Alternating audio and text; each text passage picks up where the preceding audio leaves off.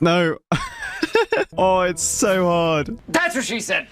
So just to make sure that I can actually get through, I'm going to put a black shulker box here like that, and we'll fill it with invis potions. Yeah, it's going to be interesting to see if they find that shulker box. But anyways, now let's just carefully add this roof and move on to the second last impossible defense. And this layer is going to be inspired by the Squid Game bridge. But obviously, instead of the massive drop, we're going to have to use lava. So I'm just going to place these a little bit apart. All right, the lava's looking really good. Now I'm just going to lay out the actual squares of the bridge.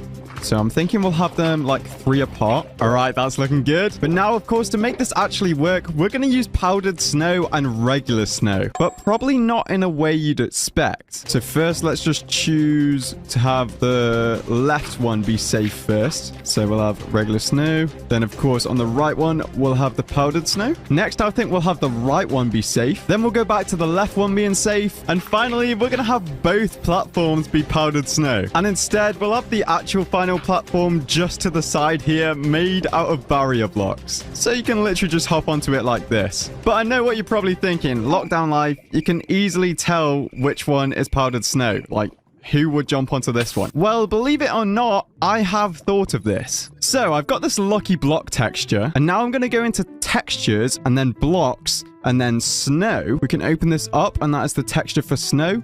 And then we've got powdered snow here. Now I'm just going to duplicate this lucky block texture. So we'll just paste that there. I'm going to rename it to snow. Then I'll call this one powder snow. And now we should just be able to delete this and replace them with these. So now if we load up the game and if we just click this on, the textures are now that of a lucky block. Let's go. So they look exactly the same, but if you jump on this one, you fall straight through. So now it's time for the final impossible defense. A massive decoy chest room with hundreds of chests. But 2 of them won't actually be decoys. They're actually going to do something when they're opened. And this first one is going to be the one they want to open. Because if we connect this up with some redstone and repeaters, and then we put a redstone torch here like this, and we put our sticky piston here, it's going to cover up all of our valuable items. So now if we open that chest, it should open it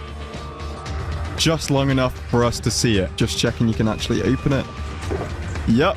Let's go. But now for the chest they really don't want to open, because this will mean they lose the entire thing. This trap chest here is going to be connected up to 3 entire stacks of TNT that will basically act as a self-destruct button and destroy this entire build. So when this TNT is placed, this chest will now be 100